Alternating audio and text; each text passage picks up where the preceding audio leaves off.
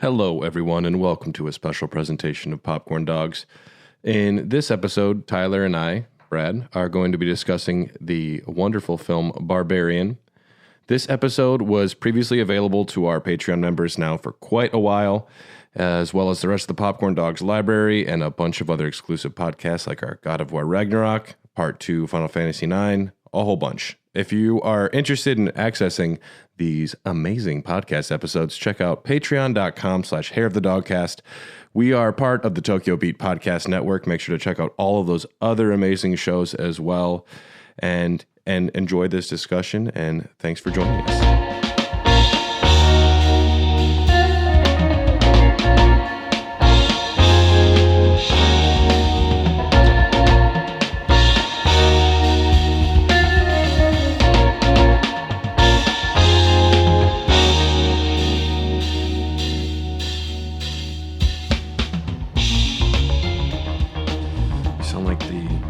Adults and Charlie Brown. Woo! Yeah. Hey, Popcorn Dogs, what's up? That's us, Popcorn. Yes, we found ourselves with extra time today because Tom got laryngitis. Is that what it was? Something like that. He has a throat issue. So this is Popcorn Dogs, your favorite podcast about barbarians and beers and barbarians. We're talking about Barbarian. This was your suggestion, Tyler. Yes, because for one, Zach Kreger, the director, is from The Whitest Kids You Know. I was going to ask if you knew that. Yep, and he's an idol of mine. I was very into The Whitest Kids You Know at a very formative age. Okay.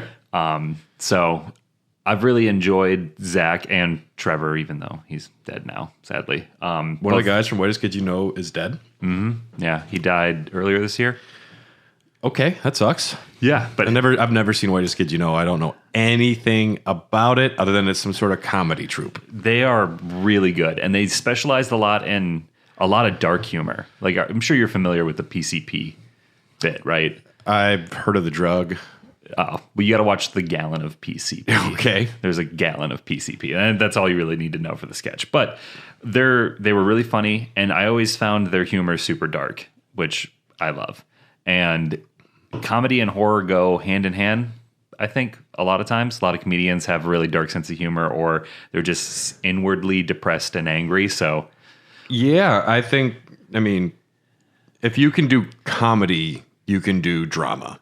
I don't think everyone that can do drama can do comedy, but if you know how to like comedic timing and you know how that works, you're probably depressed. It's weird though. This is the second, like the sketch comedy to horror pipeline is very rich right now because Jordan Peele branched out and did his shit, and he's on his third movie. This feels like it's in the vein of like, all right, I'm redefining myself. Kreger has come out and said this is his directorial debut. It's not. Yes, it is not. He directed a movie called College in 2008 starring Drake Bell. Yep. And I haven't seen it, but I've heard it's either absolutely horrible or like kind of subverting what people expect from raunchy comedy. I haven't seen it because it wasn't really my jam. Yeah. But I've heard about it, and I'm okay with him saying this is his directorial debut. Yeah. But Barbarian, my first time hearing about it was, like that word of mouth. People just saying, this is a special movie. This is one you definitely want to see. And whenever I hear that, I immediately tune down looking into it. I know it's a movie I want to watch. It's like the way what you did with God of War. Mm-hmm. I would rather know nothing at all going into it. All I knew was that it's this new Justin Long horror movie. And I was like, okay, he's fine. I remember he was in Jeepers Creepers. I like Justin Long enough as an actor, but he was in Jeepers Creepers, which I don't remember much, but I think it was okay. And he was in Tusk, the Kevin Smith one. Which is weird as fuck. I kind of like how weird it is, but... I own it. Yeah. So, I think it's weird, but I still spent money on it. Yeah. But that's all I really knew going into it. I'll just say my initial thoughts, love it. Yes. It was the same way. I had just started, I went on a date with a girl and she wanted to go on another date, and it was around Halloween, so I was like, let's go see a horror movie. She said she liked horror movies. I said, yeah, I forgot about that. I said, okay, we should see a horror movie. It's almost Halloween. She was down. I said, you can pick. I think we should go see Smile or Barbarian. Smile is very bad. I didn't know that at the time. I watched it at home on one of my websites I stream on, and fucking bad. It's like bottom of the barrel bad horror movie. I'm so glad I went and saw Barbarian instead. Well, at least you would have been able to watch all of Smile, because we got to. We're gonna spoil the shit out of this, right? Yeah. First, you'll say you love the movie. Yes, I do love the movie. And then this is where we say spoiler warning. If you haven't seen Barbarian, it's on HBO Max. You should definitely go watch this if you haven't. Yeah, it's only an hour and 40 minutes. You can crush it and then come back and listen to us talk about it. But all right, spoilers. We got to the nipple scene where she's breastfeeding, or she's got the bottle with the hair on the tip of the baby bottle, and she's getting when they're in the cage. Yep. Getting the girl to drink it, and the body horror was too much for the girl I was going on the date with, and I could tell she was not having a good time. So we left about 30 minutes before the movie ended. Now, this is where it gets really crazy. Is that 30 minutes? That seems like there's still probably 45. Seems like halfway done. It's about, well... Because after they get down there, then they have the whole flashback of who the man was. And she made it through that. Okay. Because then I was like, oh, this is going to get real dicey because it sounds like it's about to get real rapey. And thankfully, you don't see any of that, which I think was a good move. But she couldn't handle it, and she was not having a good time, so we left. But I didn't know, because I was like you, I turned the volume down on everything once I heard, like, you got to see this movie. It's terrifying. Yeah. I heard people were walking out of the theater on it. I'm like, I hate those stories. Those are all bullshit. Yeah. They do a million test screenings, and one person walked out because they were probably late for dinner. Yep. And they're like, people are leaving the theaters. I'm just saying, I don't trust any of those bullshit stories. Well, I left the theater. There you go. Because she was not having a good time. And so I did not know that Zach Kreger directed it, because I had turned my brain off to it. Yeah. So then I'm like, shit, I was really into it. I'm going to have to pay to go see this movie a second time. Not in the modern era. All of a sudden it dropped on HBO Max like 2 weeks later. And yeah, I watched it one night, and after the gunshot at the end and it just cuts and says written directed by Zach Kreger, I shit my pants. I was like, that's my boy. Hey, I know that guy. I have a non-Barbarian related story I'll tell quick. I went with an ex-girlfriend to 50 Shades of Grey, and she said, if we go to the movie, we can watch, or we can do anything you see in the film. Like, we can do it. I'm like, I'll go see a movie. Like, that's fine. Plus, I got to go for free because I was a manager at that movie theater. And about halfway through the film, she just gets up and walks out. I figure she's going to the bathroom. She doesn't come back. She thought it would just be like a sex thing, and it was all about like emotional abuse. And she's like, I'm sorry, I couldn't watch the rest of it. I'm sitting there by myself. There's like 5 other couples, and just me by myself holding a purse when the movie's done. It's like, you could have just told me. But yeah. So at least I watched it. I mean, I would have watched Barbarian by myself gleefully, but I was just that guy by himself watching 50 Shades of Grey in the VIP. Yeah. Well, I was one of, I against my will had to walk out of the movie, but that's the second time in my entire life I've gone to a lot of movies. Yeah. Only the second time I saw people walk out, even though I was one of them once. Funny Games, the remake, shot for shot remake, came out when I was in high school. People walked out of that like that's a fun movie. That's a very fun movie. I don't think people knew what they were getting into. I don't know. I don't think people do either. Yeah, once they implied they killed the kid, people were like, "I'm out of here." I'm like, "Really? That did it for you? You've been in here? Are you not entertained? Yeah. Did you not come to get shocked? You've been here for like an hour and 20 minutes, and that's where." So just finish it. So Carly and I were watching Barbarian, and it starts off, the lady is staying at an Airbnb. The only thing I will say isn't believable in this is that she didn't know her Airbnb was in Sketchville. How do you not look at reviews? How do you not know the neighborhood you're staying at? She shows up at night, so she can't tell. In the morning, it's clearly like the worst city ever. Yeah. That's the only thing that I was like, suspension of disbelief. Like, I'll make this jump for you, but that seemed weird. But so a lady, played by Georgina Campbell, she's great in this. Mm-hmm. She's going to stay at this house because she has a job interview. And the first thing we find out is she's going through some weird breakup, some sketchy guy. He won't stop like messaging her and calling her. So she's going through a breakup, and somehow the Airbnb got double booked. Yep. And with the clown from It. Two things. The casting is great because it creates a couple red herrings throughout the film. Like, I didn't know if it was going to be like a poltergeist sort of like haunted Airbnb. I didn't know what I was getting myself into. So the sketchy won't leave me alone ex-boyfriend, I was like, all right, maybe we got a stalker situation coming on. So something's going to, you think it will. It's falling in line with the themes of the film, but it's not part of what happens to her. Yeah. And then when you get Bill Skarsgård in the mix, and it's like, oh, she's going to agree to stay with this creepy guy, and he's going to be a real weirdo. Then it doesn't go that direction either, and then it keeps pivoting, so it kind of keeps you on your toes the whole time, creating all these like false, like it kind of jukes you out. It's misleading. We're already told something sketchy is going to happen because this guy's maybe stalking her, and then there's a double booked Airbnb, which maybe he has another app or something, but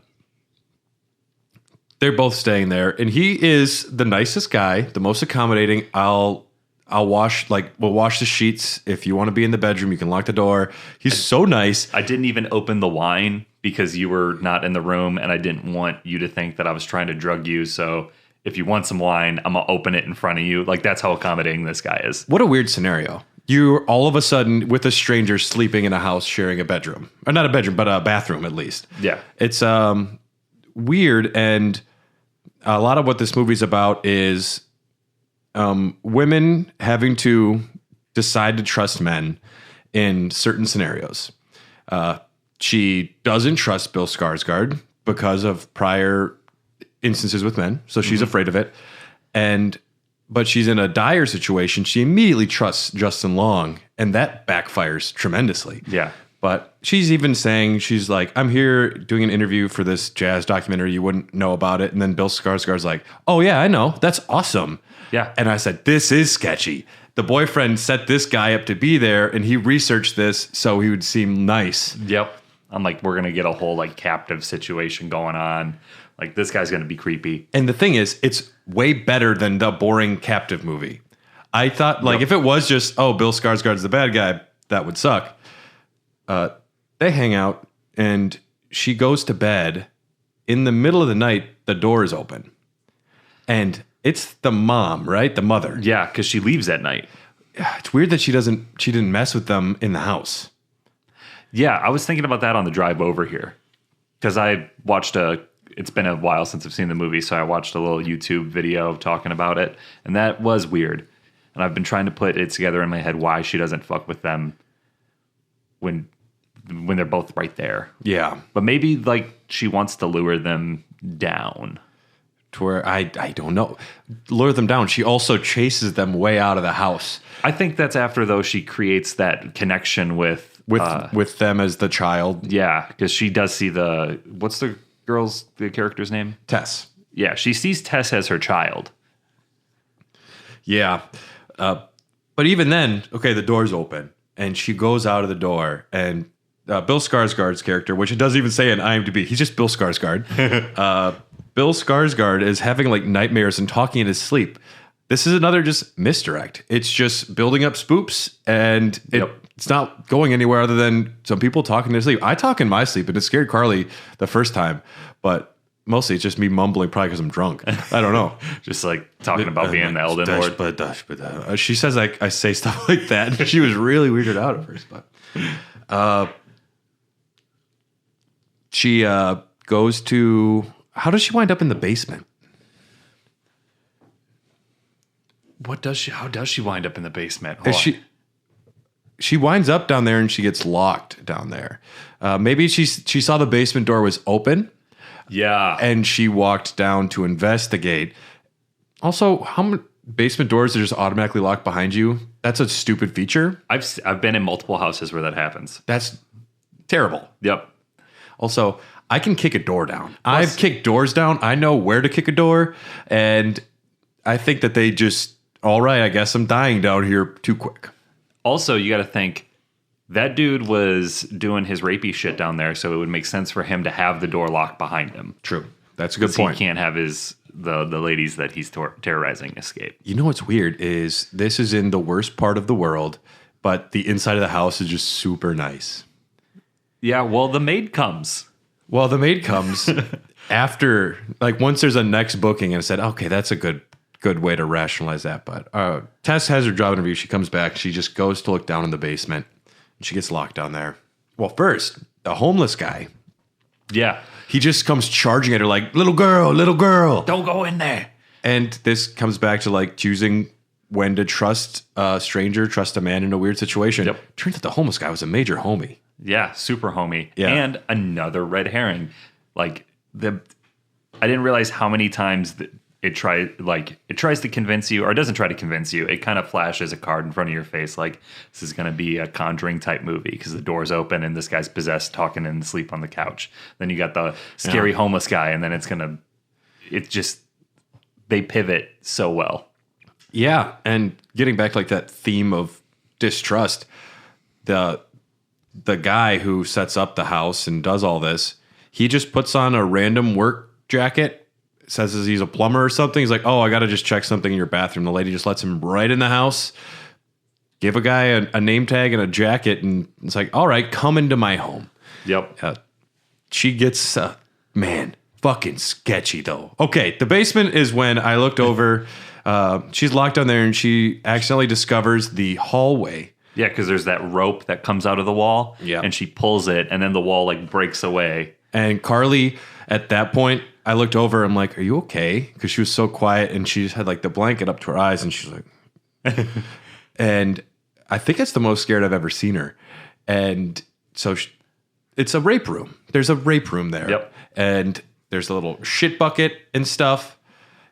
And, like, a bloody mattress with no sheets or anything. A camera set up. There's, like, blood on the walls. How modern was the camera? Was it like a VHS camera? I don't remember.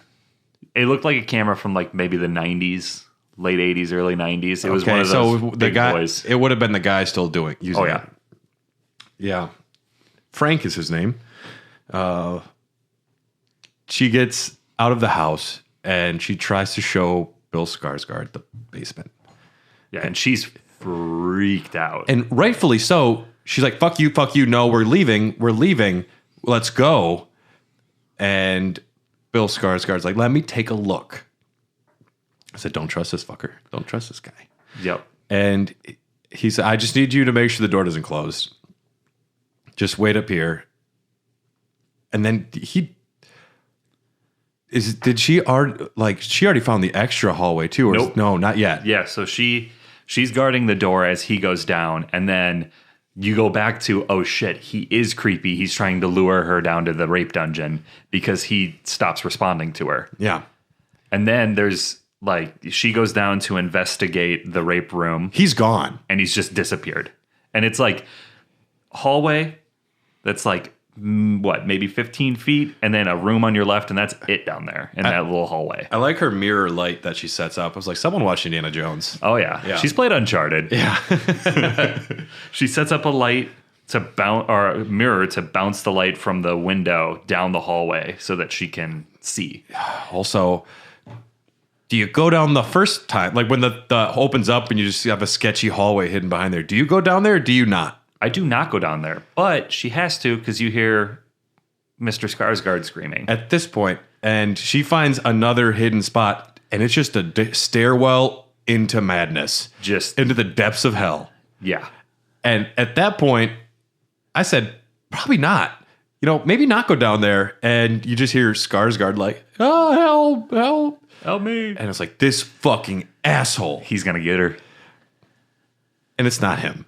No. And you have a nice, really terrifying, claustrophobic, maze-like adventure through this tiny little catacomb tunnel-looking thing. Yep. As she's looking for Skarsgård. And then we find him. There's like a cage. Yep. There's a cage. There's a TV playing like how to breastfeed your child. Oh, we don't see that yet. We don't see that yet. No, we do find Skarsgård, and he looks petrified. And he says, something bit me. And we can't go that way because it's back there. So they're going deeper. Yeah. And at this point, all you see is like a naked, old, scary, decrepit woman charge at you. She's like 7 feet tall, too. She's fucking gigantic. She's a monstrously tall, scary lady. And I don't think she has nipples. I mean, maybe they got... Who knows? You inbred enough, you might lose your nipples. Also, I mean, things can... Maybe she was breastfeeding, bit it off or something. We don't know. That's true, yeah. But she, like, emerges from the shadows. Like, it's almost akin to that scene in It Follows where the tall guy kind of comes out of the hallway behind the girls. Haven't seen it. Oh, my God. Then I just ruined a great jump scare for you.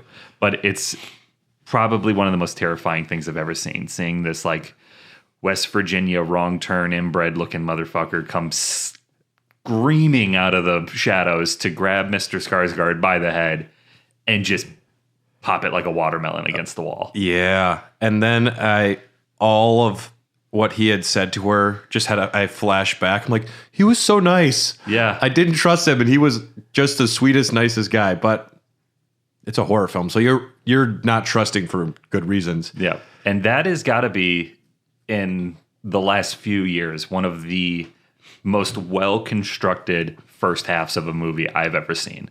Yeah. Like, it keeps you on the edge of your seat. It builds suspense all the way through. It's got a little bit of humor peppered in, but not as much as the second act. Yeah. But, like, damn, was that fantastic. I think this first half of the film is a 10 out of 10.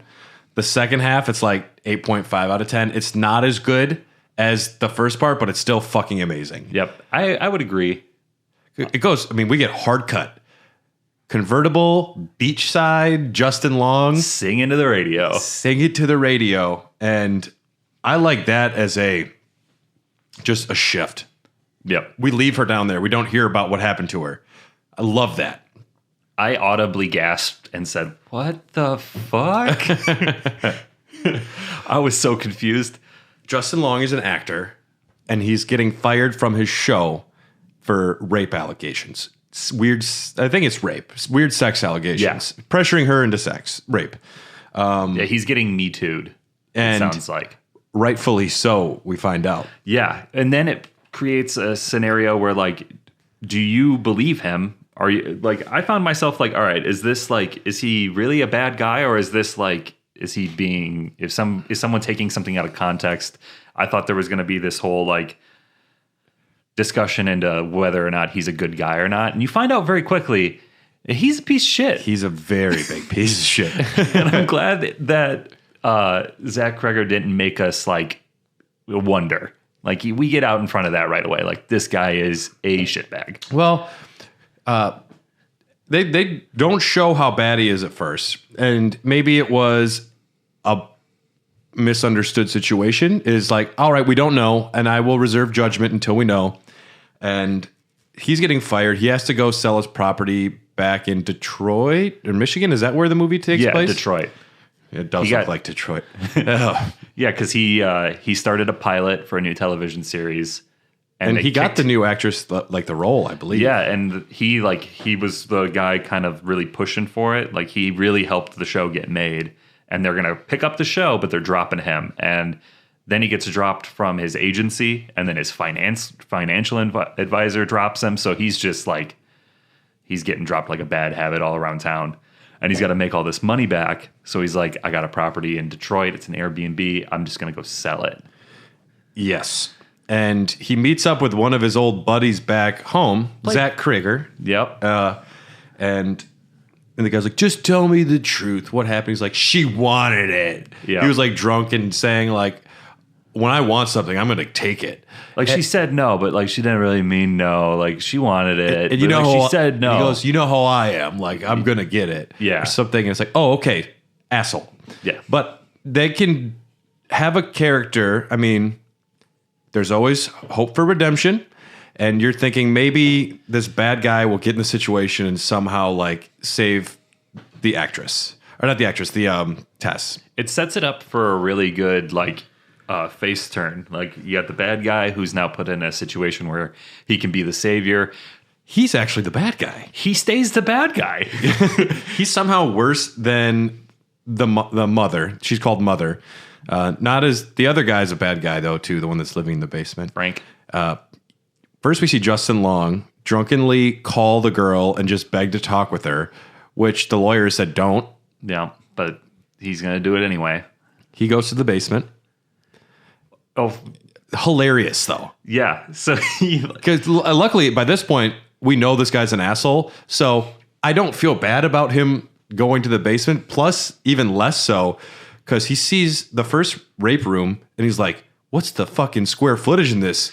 He's just thinking about resell, and he doesn't even look at the bucket or the camera. He's just measuring everything. After he pulls up Tess's laptop, and he's like, "All right, Tess." Tries one password, gets it wrong, and just chucks the laptop across the bedroom. Yeah. Like, pissed that the maid didn't come clean up, but now super psyched because he gets to add all this square footage. And it just further shows how terrible of a person he is, because he does totally disregard the shit bucket in the rape room. And the fact that someone's stuff is still here. He doesn't even think maybe something happened. Yeah, doesn't care. Nope. And I like when he's like looking at the rape room and he like sits down on the bed for a second. And then he like jumps up real quick, like, oh, gross. And like brushes himself off. Yeah. He goes down to the depths of hell, just measuring the stairs. Because it's all square footage. He's adding up. He walks right by this cage and he's like, Yep. He just keeps measuring. All the way down the stairs. Longest tape measure in the world, unless he's just really good at doing math. He's probably just adding it. I don't know. He's the one who finds the room with the one VHS tape playing How to Breastfeed Your Children or something. Pretty much on repeat. Yeah, that's a scary room. Yeah. It's Mother's bedroom. It's also the backdrop for the cutout text that says Barbarian at the beginning of the film. When the title card flashes up, okay, it is the floor.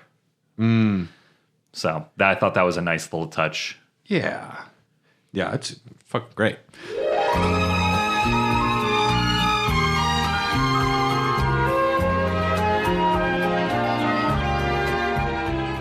Hi, this is Mono, the host of Tokyo Game Life, a Tokyo-based video game podcast focusing on Nintendo and gaming culture in Japan's capital. It's your slice of gaming life from Tokyo. Every episode features deep dives into gaming-related places to visit in Tokyo, interviews with fans, developers, and experts, plus detailed thoughts on both retro and new games. Tokyo Game Life, only on the Tokyo Beat Network. Today's show is brought to you by EPOS Gaming Audio, with a comprehensive lineup of both wired and wireless headsets, gaming amplifiers, microphones, and webcams. EPOS has everything you need to experience the power of audio. Like their H6 Pro lineup, which features two versions, an open or closed headset. The closed headset allows you to tap into exceptionally detailed audio and seals out ambient noise, while the open version delivers natural high-fidelity audio with an incredible soundstage. Both headsets include a magnetic detachable microphone and a sleek design that has no wild RGB configurations, just good design. Listeners can save 15% by visiting www.eposaudio.com/gaming and entering code EPOSFRIEND15 at checkout. That is EPOSFRIEND15 at checkout.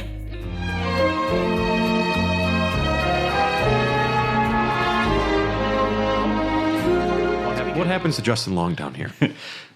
Well, he finds Mother, and he gets terrorized pretty good, chased around and whatnot, and then eventually locked in the cage with Tess. The best part about the second half, a little floor cage too. Yeah, like that's a tough one to get out of. Well, he's running from her and he falls into it. Yeah, and then Tess scared the shit out of me because she like emerges from the shadow again. Yeah, like leans in and is like, "Shut the fuck up." She doesn't like it when you yell. Yeah, and it's one of those situations where, all right, what's happened these past few weeks? It's great that you're not told, and you just have to imagine Tess is down there. I can imagine everything that happened, but it's great that they don't show it because it leaves a little bit to the imagination. A sketchy bottle of milk gets lowered into the cage. And it's got this goopy hair on it, and it's got to be one of the grossest things I've ever seen. And Tess is just like, I'm going to survive. and starts drinking the bottle. Yeah. Justin Long refuses and pisses off Mom. He doesn't, he doesn't know how, he doesn't respect the situation he's in. Yeah. Does he get yanked out? Yep. And then she drags him to the breastfeeding room because she's like, you gonna learn today. Oh, God. Which, leaving the cage open for Tess to make her escape. We get a good look at the mom at this point. Oh, yeah. And I think maybe this is where I don't absolutely love the second half as much as the first half, because once you start explaining something, the mystery gets taken away a little bit. One thing I really like about The Shining as a film is you still don't know what fucking happened at the end. They keep the mystery open. You don't know why things happen the way they are. But when you start explaining who Mother is, you, I don't know, it takes some of the mystery away a little bit. But Justin Long is sucking on that titty. Oh, yeah. And then this is the moment where we had to leave.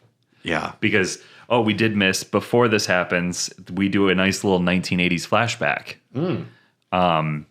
of Frank, this guy who lives in the house. So we see the house in the neighborhood, but instead of it being run down Detroit, it's like in the 80s, and like it's a nice suburban, like middle class neighborhood. Yep. And there's a for sale sign next door, and the neighbor comes out like, "Hey, Frank." Oh, I'm a regular neighbor type. How you doing? How you doing? I just wanted to let you know before you heard about it. We're moving. We're selling the house. I'm like, no shit, Sherlock. You got a fucking for sale sign in the front yard. It's a great transition, though, seeing how the neighborhood used to look. That's a really powerful just sequence of shots. And they even like changed the the lenses. It gets to be like a very wide angle lens for this part. And it's nice that they just kind of broke up like even filming styles for different segments. But Frank is just a monster. Yep. He's the kind of guy that kidnaps and rapes and keeps people down there. We see his tape collection with just tons of names later. Yep. He's 2 degrees from Dennis Reynolds. These are my jewels. I need them. I like binding. I like to be bound. Oh, yeah. So he stalks a lady, and then that's what we were saying. Finds out where she lives. It poses as a plumber. Gets in. Carlos. Carlos. Frank's name. If I saw Frank, I'd be like, "You're not Carlos." Yeah. What did you do with him? Yeah. Where is Carlos? Good point. But he gets access to this woman's house. Says, "I just gotta check your bathroom," and like all creepy like. Also, you know the actor that plays Frank. You've seen him in other movies, right? His name is Richard Brake, which I think is funny because you could call him Dick Brake. First of all, I've always thought this. How do you cast like somebody who's morbidly obese or cast a serial rapist and murderer? Does the actor, like, you're getting paid to work, but at the same time, like, you fit a very unfortunate mold to fit into that role so well?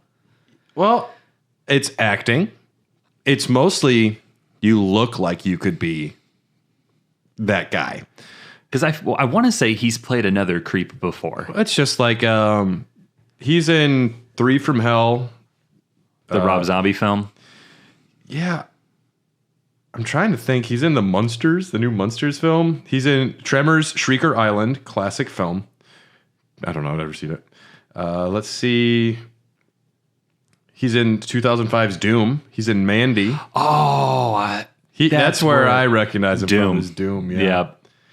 But he was in the Halloween Rob Zombie remakes. He's done a lot of films with Rob Zombie. Eh? Yeah. He's in Batman Begins. I recognize him from Batman Begins, too. He's one of the criminals. Yeah. But, okay. Dick Brake. He just goes in and they show him go to the bathroom and just leave a window unlocked. Yeah. And he kind of just scopes the house out and sets it up for later, which is terrifying. Which is smart filmmaking. It's great that they don't have to show anything else other than who this guy is and how he operates, and we can just fill in the blank. Yeah. It's not gratuitous. Yeah, because a lesser director would have shown the tape, and we'll get to it in a second, but they chose not to, and I liked that. Yeah. Sometimes leaving more to the imagination is much more frightening than showing something. And we could put all of the pieces together. This man somehow dug out an entire rape dungeon. I think he probably did it himself, or he paid somebody else and he killed that person in there. But That was Carlos, probably. maybe it was Carlos. Poor Carlos. But and then we can put together, all right, this woman is either a child from that, and then you do the math in your head, it must be a child from one of these victims, because he talks about he's going to have a baby soon. Yeah. This baby will be the mother, probably. Not necessarily, but... And then you just realize, okay, so the monster is a horrible baby born of a bad situation that is locked not locked, but like kept underground and not given love or affection or taught anything. So you kind of can grasp the situation of who the monster is, Yep. eliciting a small bit of sympathy. Minute. You understand she has a lot of problems mentally, and she wants to like have a mother or be a mother. She probably misses her mom. She wants to have a relationship that she's never understood.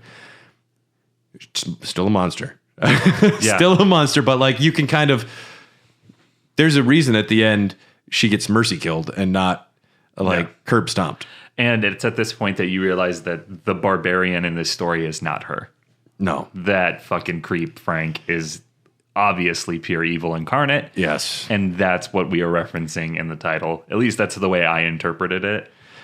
Tess gets out of the house. Yeah. She immediately talks to the homeless guy, and he says, come to the water tower, it's safe. And she says, no, I need to get him out of the basement. I need to help him.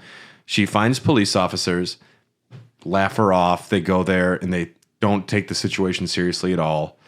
Not a good look for the police. No, and I think it was, I mean, it might have been like a little bit of like police don't do their job well enough popped into the film, because as we know in America, that is always a point of contention.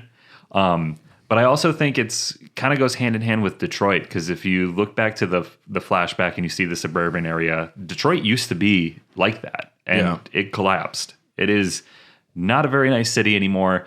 And I think that is a really accurate portrayal of what happened to the city, watching it decay like that. And seeing the police officers deal with her like a crackhead makes it makes more sense to do it that way rather than the narrative that police aren't good at their jobs, which I'm glad, because I feel like that's like kind of a tired trope unless you're going to really focus on it. To shoehorn it in would be kind of unnecessary, but having her look like a crackhead and freaking out like she's tweaking, talking about some gigantic lady that held her captive for weeks and there's a guy trapped in the basement, and she doesn't have the keys to the house. Yep.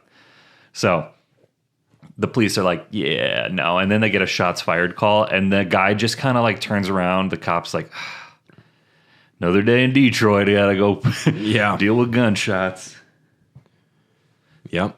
So then they leave, and the homeless guy, this is where we find out that she comes out at night, because he mentions that. Like, you need to get gone because she's going to come out tonight. Yeah. Tess goes full superhero, goes into the basement by herself. Yep. And while she's like, she goes, talks to the cops, they ditch her. She breaks in through the window. But in the meantime, Justin Long has his phone, and that's where he discovers Frank in the basement. Yeah, he goes way down there, and he would have been trapped, but he sees a bell with a rope leading, and he can go left away from the bell, or he can follow the rope, and he decides to follow the rope. And he gets to the door and the rope, and like there's like some electrical wire going in through this door. All of a sudden you see Mother come out of the shadows again, but this time she's not running, and it's terrifying because you realize she's scared of Frank. She won't come near the door. She comes just into visibility, like enough so you can see that she's there, and then backs away. It's like when you're playing a video game and you get out of the room the enemy is tied to, so the enemy comes up to the doorway and just backs away because it can't go out of that room. The AI doesn't allow it. It looks like that a little bit. There's this old Frank guy on the bed, very old, very dying, very out of it. Yep. And Justin Long's like, I'm going to get you out of here, man. I'm going to save you. Immediately trusts him. Yep. old white man. He's trustworthy. Yeah. He's living in a rape dungeon. But he finds one of the tapes and plays the tape. And that's when he realizes this guy's a bad guy. Yep. Because there's a bunch of tapes. And I just rewatched the end of this film before we podcasted because I needed a refresher because it's been a minute. I noticed some of the names on the tapes are disgusting. Like, it's just descriptions. Yeah, there's one that says puker. There's one that says like Meredith and then in parentheses Screamer. And it's like some really nasty shit written on the tapes. Yep. And the one in the VHS, because he's got one of those old school VHS boob tubes, like the all-in-one unit. Yeah. It just says like Redhead gas station or gas station Redhead or something like that. Yeah. And he pops it in. We don't see, but you can imagine. You don't need to. Yep. You don't need to see it. And this is after he tells Frank, like, I'm getting the fucking police in here. We're getting you out of here. Like, this place is going to be crawling with cops soon. Frank knows he's about to go to jail. So he produces a handgun, shoots himself in the head. Unfortunate. Yeah. You want to see that guy Get ripped to pieces. get ripped apart by mothers, what you want. Yeah. So Tess and Justin Long then meet up. Yeah, because Justin Long then gets the handgun. And he's ready to go. And he's ready to go. And he's like pushing his way through the maze downstairs trying to get out. Tess has broken in. She set up a chair to keep the basement door open. And she went back down with a flashlight, but it dies. And right outside... Which is not what you want to happen. No. But she's like... She goes full badass because she just like... She's walking like she don't even care. She goes barbarian. Yep. And then you see a light in the distance and you know it's Justin Long. And you know that this little sack of shit is gonna shoot her. I forgot. He shoots her. He shoots her in the abdomen. And I'm sorry. I thought she was gonna die. And then I thought he was going to get ripped to pieces. And I was like, this is going to be a really sad ending for me. No. If anything, she gets shot by him and he gets away. Yeah. Yeah. So he ends up helping her out of the house. And they're like, we got to get the... Oh, shit, we missed. She runs Mother into the house with her fucking car. This is afterwards. Yeah, because... This is after they get out. Yeah, well, when they come out, she's like, she's gone. She's gone. Because she had ran the car into the house and pinned Mother. And then when they come out of the house, Mother's not there anymore. I'm like, oh yeah. Shit. Then she runs into Justin Long afterwards. Yeah. And then they come out. She's like, do you have a car? And he's like, yeah, but my keys are in the tunnel. I'm not fucking going back in there. So then they go to the water tower. I love the homeless guy. He's like, oh, she won't ever come here. She can't come here. I was like, why? And then she hulks right through the wall. She like Kool-Aid Man's in through the side. Yeah. Rips his arm off, rips the homeless man's arm off and beats him to death with it. Oh, yeah. Amazing. And this is after we have the heel, Justin Long, turned face. And he's like, I hurt somebody. I'm responsible for it. I got to fix it. And you see this brief moment where it's like, is he really going to like turn his shit around and like try and save the day? Maybe he sacrifices himself to save Tess. He will play the hero as long as it's convenient for him to be the hero. As soon as it's better for him to like a slight bit like better opportunity for him, he will take Tess. First, he drops the gun. Well, when Mother smashes in through the water tower, he just takes off and leaves Tess. Yeah. He's running. He's gone before Tess can even get up. Yeah.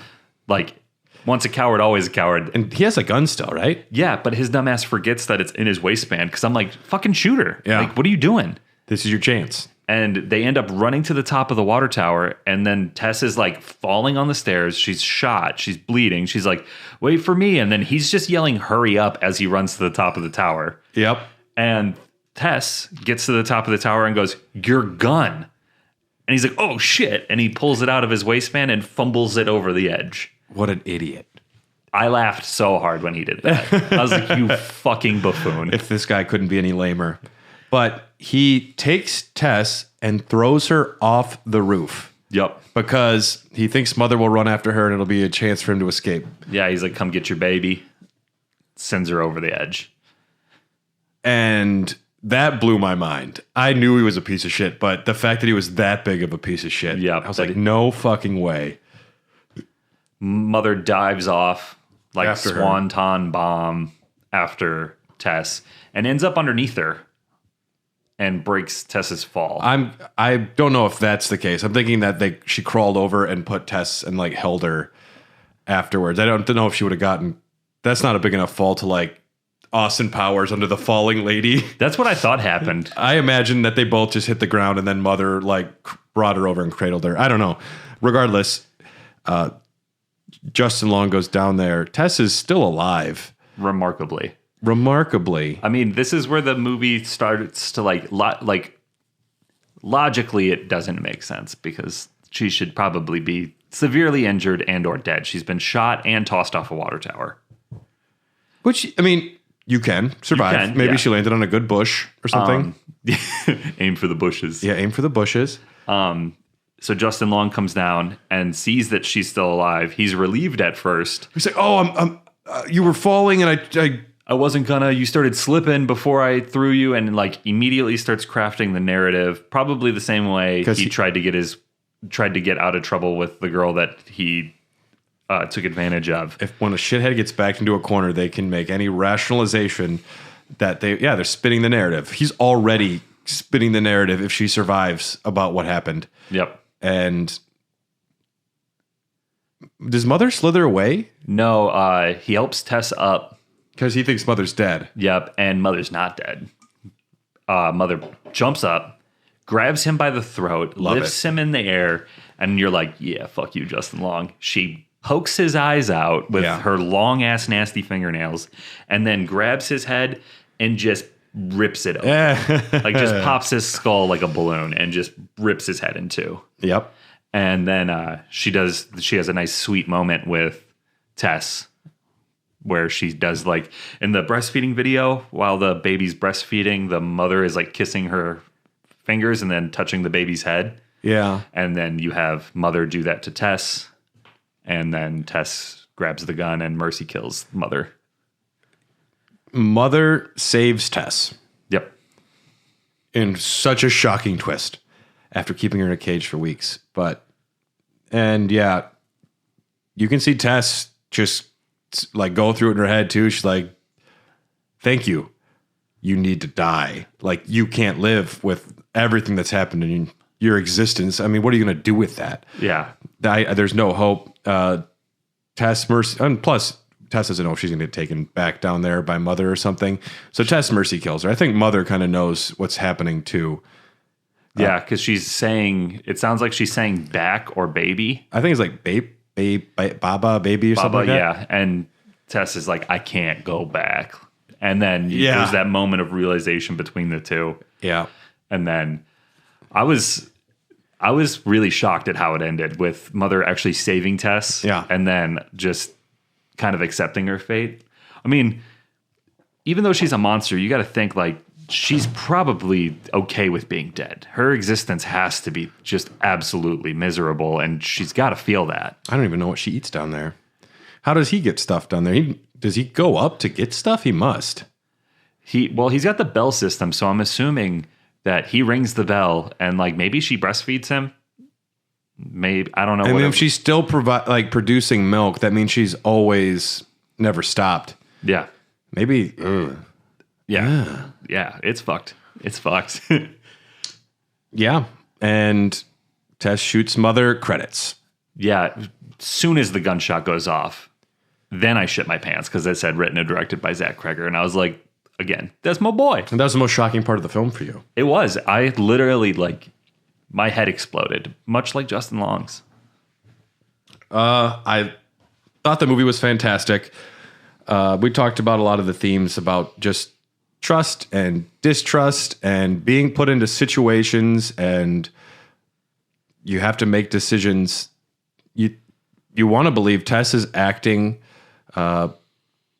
pretty there's not a lot of things she does that I strongly disagree with, which is a rare thing in a horror film. She's making like a lot of smart choices, and almost all of them wind up backfiring. Yeah. It was a horror movie that knew it was very self-aware.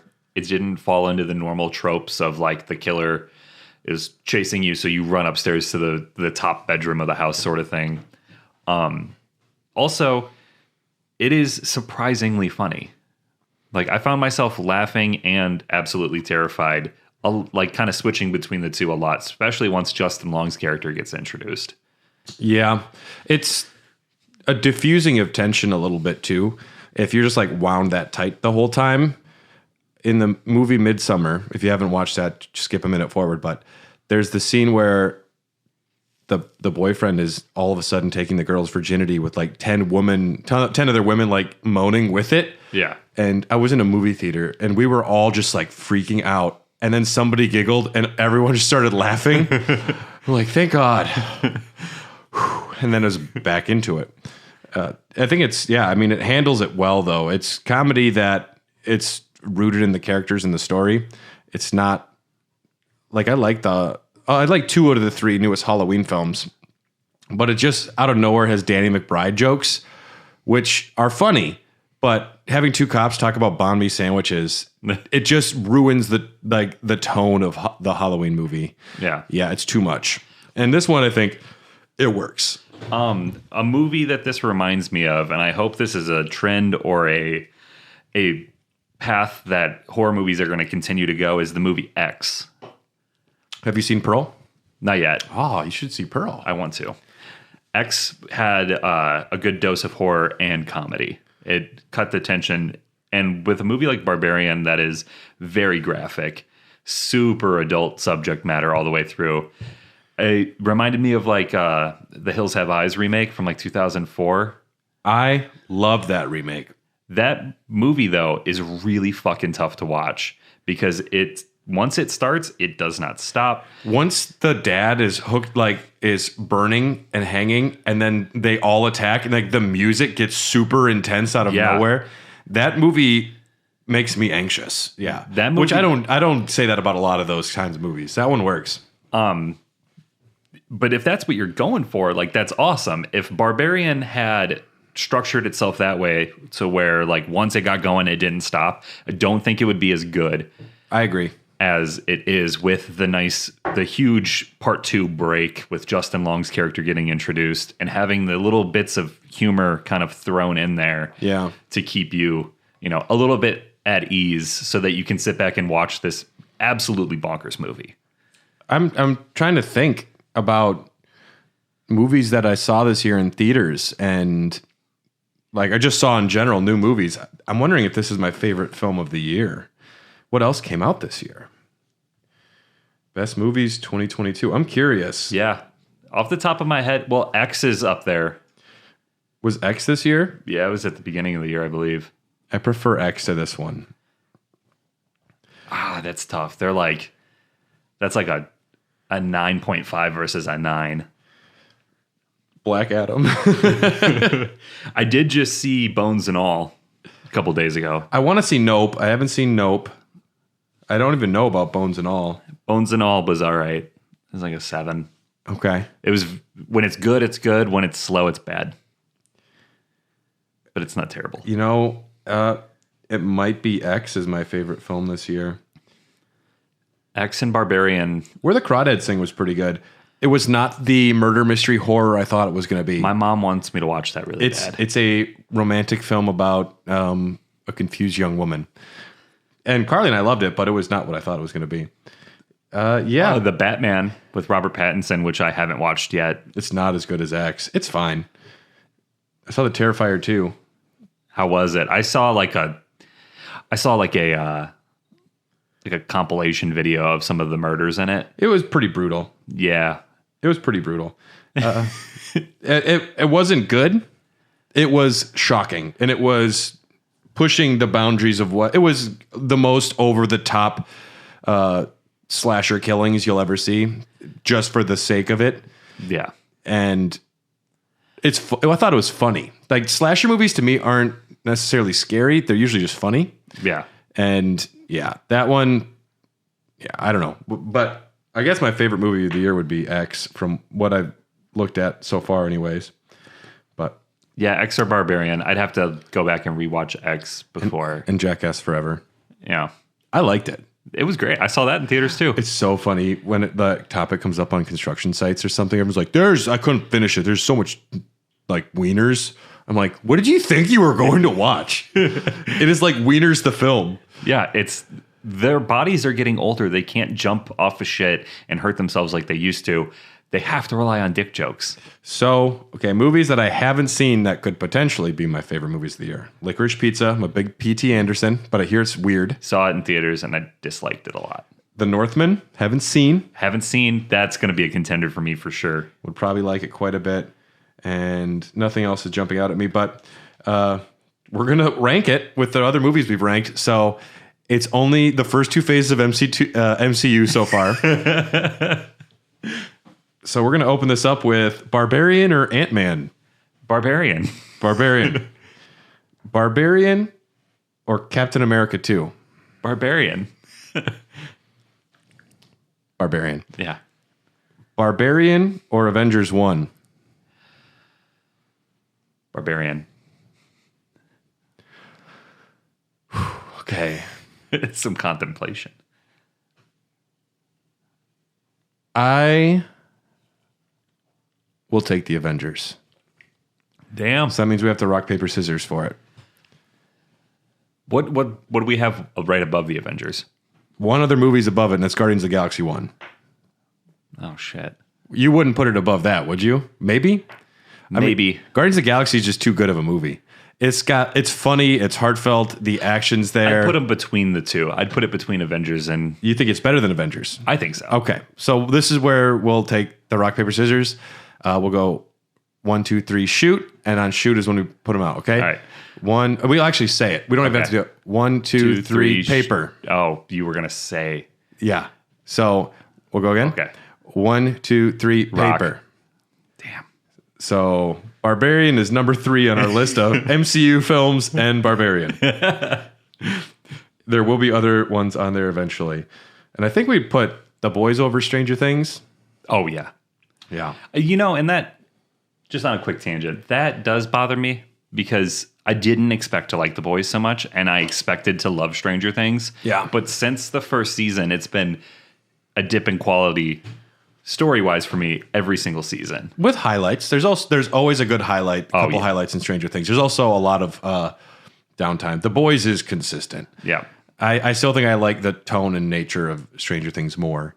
But Yeah. I want to like Stranger Things more than I like The Boys, but yeah. it just kind of can't get out of its own way. I got the new vinyl soundtrack for the latest season, and it's not like original music. It's all just like the 80s music from the movie. Like something Or the Star-Lord would listen to. It's fucking awesome. It's a great yeah. soundtrack. But yeah.